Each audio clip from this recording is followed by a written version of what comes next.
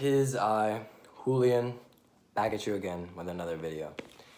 See, today is a very sad day because I have to make a part 3 to the AirPods Pro review.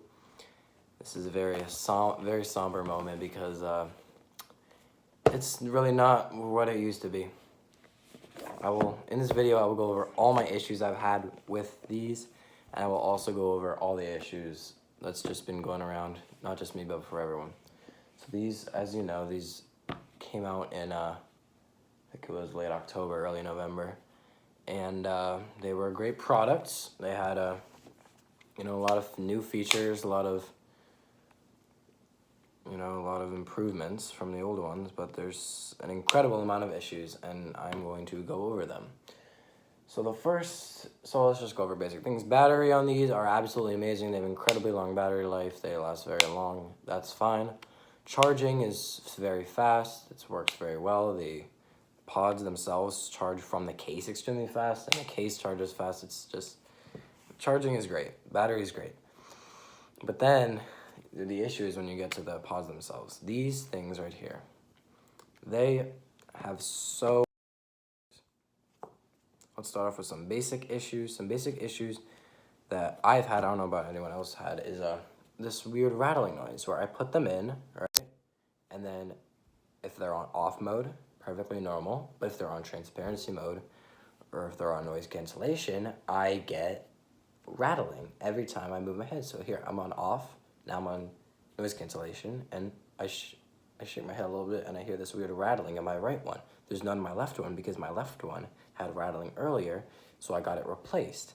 But then the right one, just a few days later, also started getting it. So I had it in both pods. I had the rattling issue, and I obviously not mishandled it. I mean, you can look at these, like they look the same as when I first got them. I handled them perfectly well, but it has to be some kind of issue with the manufacturing, and that's just only one of the issues.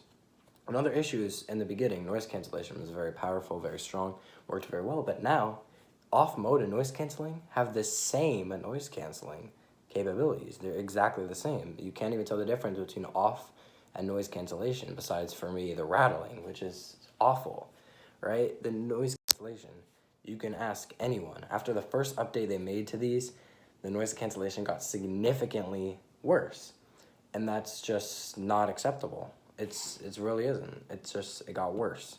It was able to get worse. There's so many issues with that. A lot of people are having connection issues where they may, because you might ask, why don't I get my right pod fixed if that's now having an issue? If I don't send it in, get a new one. First of all, it'll take months for them to send back a replacement.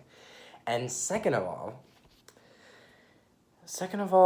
there's another issue with when people get replacements, is that the replacement won't pair with the one they already had. So if I get a replacement, it won't pair, what's the point, right? And I have to wait months, which basically is just lowering the product in value if I'm not using it for months. And it's a tech product, obviously, so tech products go down value extremely, extremely fast. So it's just really unfortunate that these have so many issues. And then another issue I had, less of a big deal, but I've only had it a few times, is where I press the hold. You press the hold, obviously, to change to, transparency or, change modes, right? And I did that, and I've had this a few times, but not that many times, where it just wouldn't work. It's a simple fix, just reset your AirPods, but, it's really a big issue. And I think they should be able to easily patch it, but they haven't patched it. And another issue that's more common for me is, when I put both in my ears, right, and they're supposed to connect automatically, and maybe the right one will connect or the left one will connect immediately, and then I have to put it back in, and then I have to do it again. It's just absolutely ridiculous.